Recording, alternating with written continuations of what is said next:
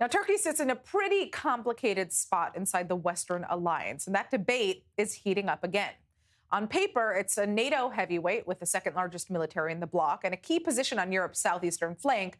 But today, tensions are harder to ignore between democratic backsliding and then growing friction with Western partners. So the question is pretty simple. Is Turkey still an indispensable Western partner, or is it becoming a liability that the alliance cannot afford to ignore? Well, joining us tonight to debate this very issue is Colonel in the Reserves Rich Outzen, a senior fellow at the Atlantic Council, Jonathan Schanzer, senior vice president for research, actually is not going to be with us, and Turkey expert Dr. Eytan Cohen Yanarocak. But before we get to our debate, let's get some background. Turkey has long occupied one of the most important positions in the Western security order. It is a NATO member, it has the alliance's second largest military, and it sits at the crossroads of continents. For NATO, that geography matters. Turkey is a key bulwark against Russia, a gatekeeper to the Black Sea, and a major military power in a region where Western influence is increasingly contested. But Ankara is also becoming one of the West's most complicated partners too. Under President Erdogan, Turkey has pursued a more independent foreign policy, expanding its regional ambitions in the Middle East, building up its defense industry, and refusing to always fall in line with Europe or Washington. Turkey's harsh rhetoric toward Israel has raised alarm in Western capitals, especially at a time when Israel remains one of the West's closest partners in the region. At the same time, democratic backsliding inside Turkey has damaged trust with European allies, who say NATO is not only a military alliance, but also a community of shared democratic values. So the question for the West is not just whether Turkey is difficult. The question is whether Turkey is too important to lose. And is Turkey an indispensable Western partner or a liability? All right. We are going to begin now with our 30-second rapid fire round. Remember, to all of our panelists, you have just 30 seconds to respond to our first question. And we do have good news. Jonathan Schanzer is actually with us. Jonathan, thank you for joining us. So the first question that each of you are going to answer is Turkey an indispensable Western partner or an increasingly difficult liability? Colonel Rich Outzen, begin. Good to be with you and good to be on such a distinguished panel. I think the question's a little off. The question should not be partnership or liability. That's not the dichotomy. The dichotomy would be between asset and liability. If you look at strategic weight in terms of G20 economy, second largest military in NATO, and general systemic alignment, not perfect alignment, but general systemic alignment, then Turkey is absolutely an indispensable partner. And if you talk about Europe, when you talk about the West, look at what Italy, Spain, the United Kingdom, Ukraine, Poland, others are doing. They're converging with Turkey. There are problems with Israel, and the United States needs to exert leadership to help work through those issues. But there's no doubt we need them in the alliance, and they are strong support to the alliance. All right. Jonathan Schanzer, what is your take? You have 30 seconds.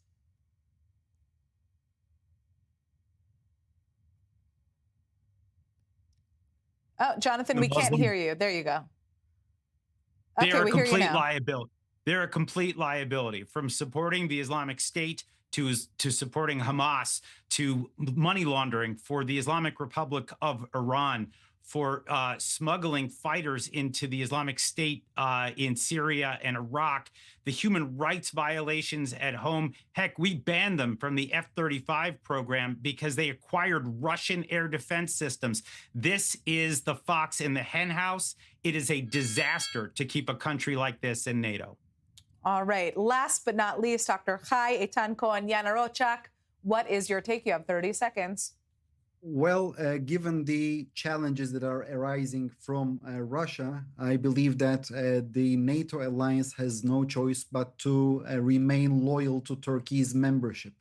And I agree with both researchers regarding the problematic nature of this partnership, but the realpolitik is giving no room for maneuver for NATO regarding Turkey. All right. Now we are going to have time to expand on our answers here. To each of our panelists, you can speak for longer, but make sure to give time to your fellow panelists as well. So I'd like to turn to the next question, which is whether the collective West has other alternatives, or are they stuck with Turkey when it comes to issues like arms supply, for example, or just the sheer manpower that Ankara brings to the NATO with such a large army? Rich? Yeah, well, I think it's almost a question that answers itself. You look at the trends in defense industry.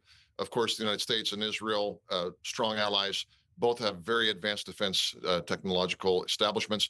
Turkey has joined that league, frankly, in the last 10 to 15 years. Now, there are some issues about where they sell, and consultative mechanisms are necessary to make sure that we're all on the same side. Libya is an interesting example, where ultimately the Turkish intervention in 2020 prevented the fall of Tripoli and actually supported the UN-backed negotiations. We're working together, AFRICOM from the U.S. side and the Turks both, to reach unification in Libya. That's just one example there. So I think the absolute weight in terms not just of manpower and in terms of geography, but also defense technology means that Turkey is either a very formidable, if difficult, friend, or heaven forfend, something that you don't want to have counter-aligned. And while I take Jonathan's point seriously, and Jonathan and I have talked about this before, there are real issues, but we have a saying in the military, better to have a difficult friend in the tent, how shall we say, relieving themselves outward, than outside the tent relieving themselves inward. So I'd far rather have the management challenge of a potent but difficult ally than to try to make a mess of another country, which some people have ridiculously called for Turkey to be the next Iran. This is not the next Iran, and we certainly don't need that. Jonathan, what's your response to that? I see you nodding. Oh, I'm not nodding. I think I'm just smiling. I mean, look, the problem with Turkey is several-fold. But let's take, just for example, that they have a large army.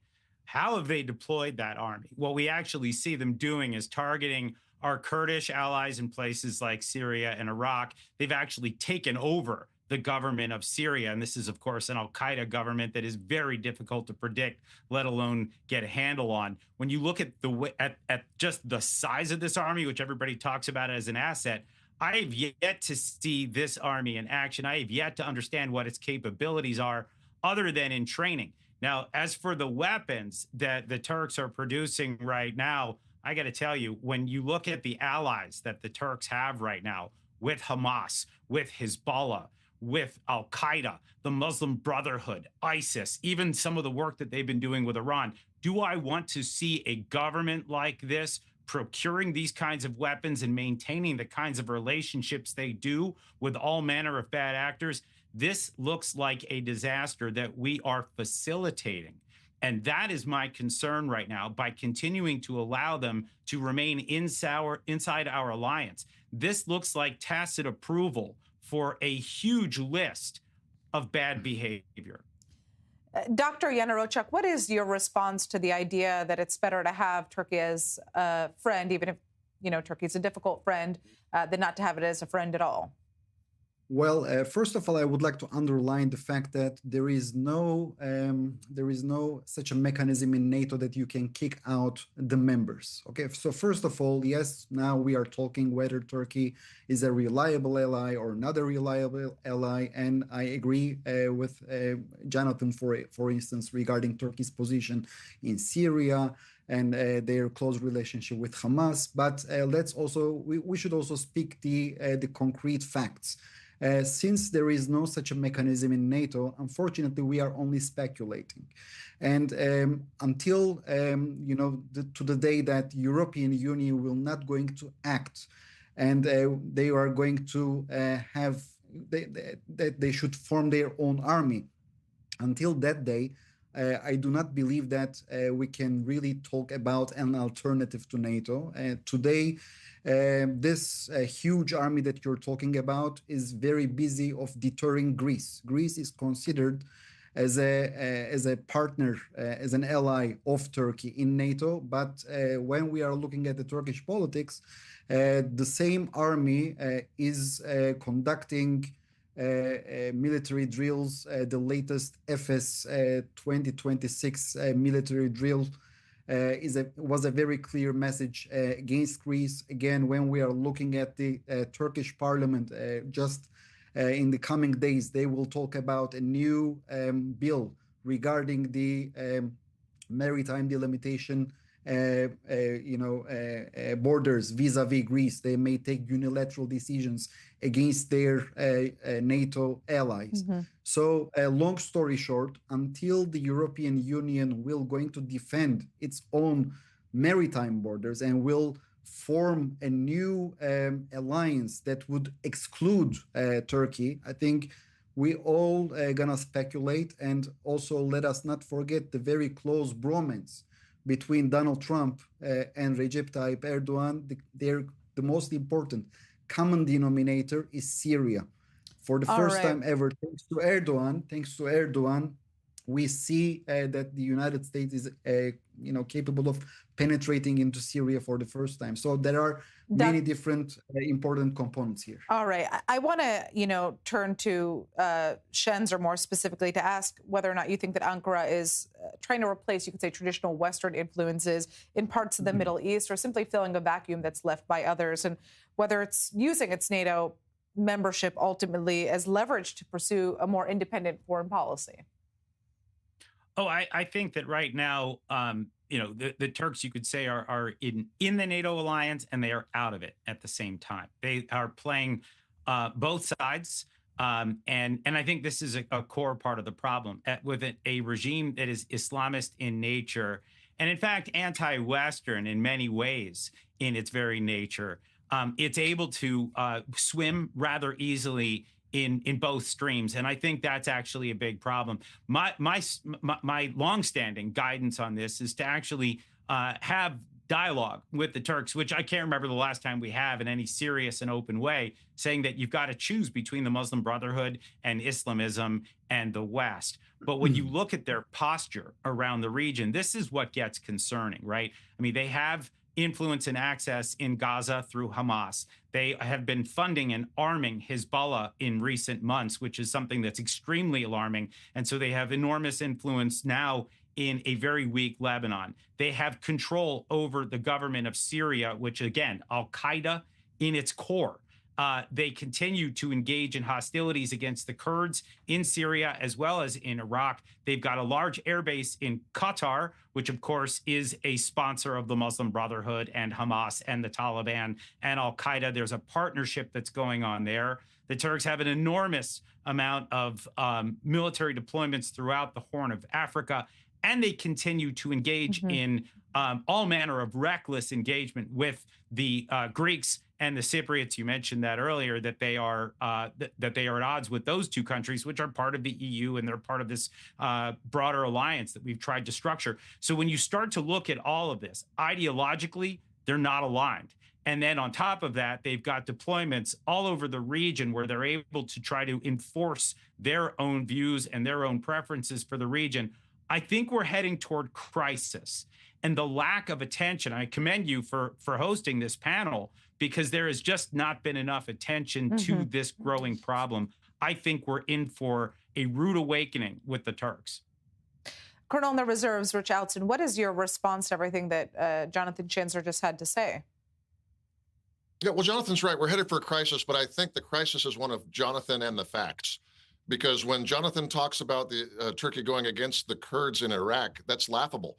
The Turks have a tremendous relationship with the Barzanis and with the Kurdistan region of Iraq, and that goes back at least 10 years.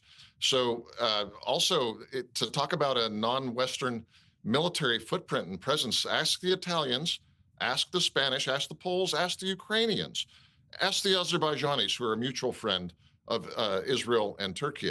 Then go to Somalia, go to Libya, go to Sudan, where Turkey has had military footprints that have enabled Western diplomacy and have helped stabilize these countries. Now, I think if I can focus Jonathan's critique here a little bit, it does become a legitimate critique, because there are areas with regards to Hamas, for instance, that I think are not in keeping with other elements, geopolitically clever elements of Turkish foreign policy. And I've been critical of those. I think it's a non sequitur when he says Hezbollah. There's no evidence I've seen. Jonathan, email me, DM me. You've got my address. I don't think that's true about the Hezbollah part, because you may not be aware of this, but Sunni Islamic oriented political parties, MB or otherwise tend not to really be big fans of hardline Shia terrorist groups. So I think you need to do a little fact check internally there. But yeah, so the bottom line is there are some troublesome elements. And again, Hamas would be one of those. But if you look writ large at the diplomacy that's been going on Iran, on Ukraine, dealing with regional issues of stability, the Turks are much more aligned than non-aligned, certainly with the Trump administration in the United States. If I were in Israel, if I were in Jerusalem, making my assessments, it would look a little different because what's going on in Syria has some competitive aspects between Israel and Turkey, and that's something that needs some careful attention.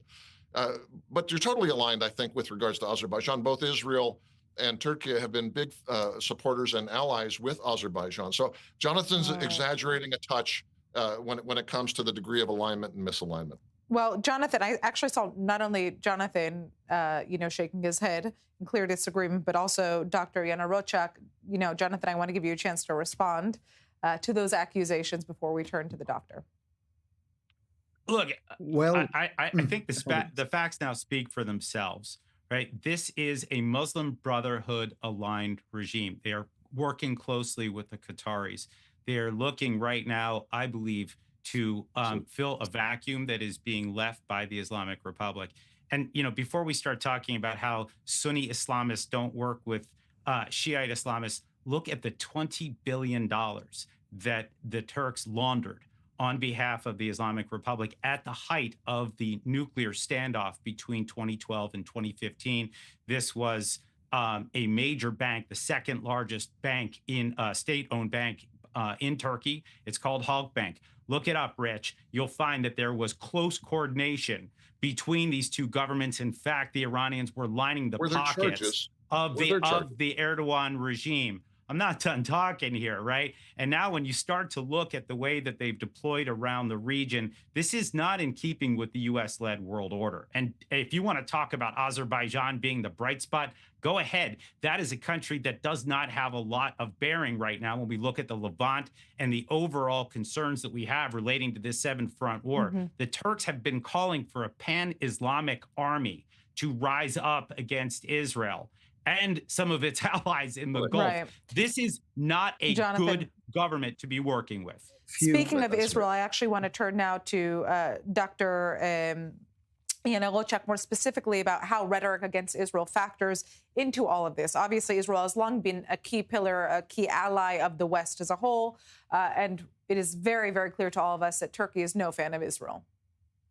Well, since October the 7th, unfortunately, we all saw that Turkey began to highlight Israel as the primary national security threat against Turkey. And this is very unfortunate because Israel has no kind of aspirations vis-a-vis Turkey's territorial integrity. And but still, on daily basis, we are seeing that the Turkish leadership is launching a delegitimization campaign, both against the Prime Minister of Israel in an intentional manner, in personal level. And also, we are seeing that they are doing it also against the state itself and other important officials. So Jonathan said something very important, and I think that it should be highlighted. Turkey, unfortunately, nowadays is very busy of forming an alliance, a strategic military alliance against the state of Israel. Last year in March, Turkey launched a new initiative called the Neighbors of Syria.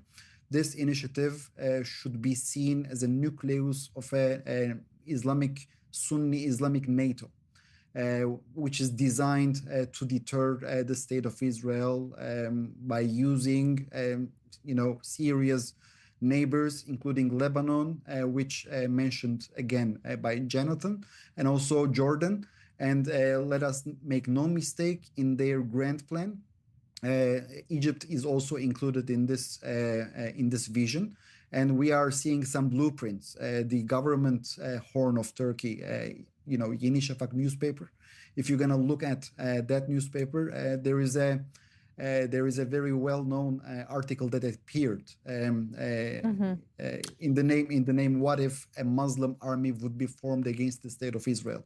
Please Google it. And unfortunately, after October the 7th, we in Israel take the threats of the other countries in a very serious manner. I mean, this is one of the most important side effects of October the 7th.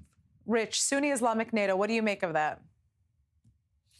Well, look, I spent 4 years in Israel, and including some pretty sensitive programs protecting Israeli security regionally and American interests regionally. I take the stability of the region very seriously, and the United States, of course, it's a bipartisan priority that we ensure Israel's security, but it's also a bipartisan interest that we have a stable alliance system that works throughout the region. And that means Turkey, that means the Gulf, it means Israel. And this is not in anybody's interests that it's come to this point. But I just have to point out, there was a period of time after October 7th that was a little bit different. It was too short, but there was a period of time where the Turkish tone was different on this. The Turks have a particular sensitivity on Gaza and the perception of civilian suffering in Gaza. And as the war moved on in Gaza, which, again, I and most Americans support Israel's right to go after Hamas in Gaza, but the lack of an effective political strategy in Gaza eroded Israel's position with many of the countries that were considering joining the Abraham Accords and with a country like Turkey. And within a month or so, they changed tone. Schanzer, I want to give you a quick chance to respond because we're going out for a commercial break shortly. Yeah, I mean, look, if you want to look at the tone that's changed, it's actually gone back to 2010 with Hamas, 2011. That's when we began to see Recep Tayyip Erdogan, the dictator of Turkey, begin to embrace Hamas. This is when he began to allow for senior leaders to operate inside the country, to use Istanbul as essentially a financial center to move money for Hamas. Top leaders based there in Hamas getting the red carpet treatment by the Turkish government. Weapons have been moved through there, as well as plots hatched. All right. Unfortunately, we're going to have to wrap this up. I'd like to thank all of our panelists so much. Very fascinating conversation. Hopefully, we're going to have you back soon. We're going out for a quick commercial break. We'll be back shortly.